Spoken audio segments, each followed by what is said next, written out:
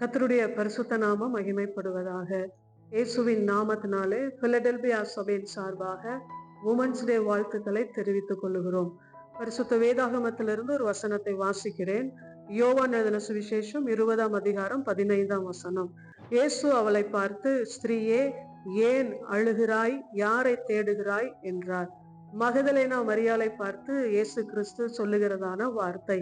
இயேசு கிறிஸ்து உயிர்த்தெழுந்த நாளிலே அவருடைய சரீரம் கல்லறையில இல்லாத சூழ்நிலையில குறித்து அவள் அழுது கொண்டு இருக்கிறாள்.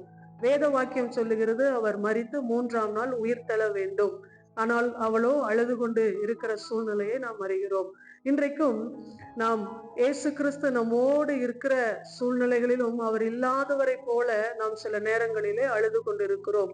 வெளிப்படுத்தின விசேஷம் 1:18ஆம் வசனத்தின்படி, மரித்தேன், ஆனாலும் இதோ சதா காலங்களிலும் உயிரோடு இருக்கிறேன் என்ற வார்த்தையின்படி இயேசு கிறிஸ்து நம்ம எல்லாரோடும் கூட இருக்கிறார். உங்களுடைய குடும்ப சூழ்நிலைகளை குறித்து அல்லது பிள்ளைகளை குறித்து, கணவனை குறித்து, வேலையை குறித்து அல்லது ஊழியங்களை குறித்தோ எதை குறித்தும் நீங்கள் அழாதபடிக்கு கர்த்தர் இந்த நாளிலும் ஒரு அற்புதத்தை செய்ய அவர் வல்லமையுள்ளவராயிருக்கிறார்.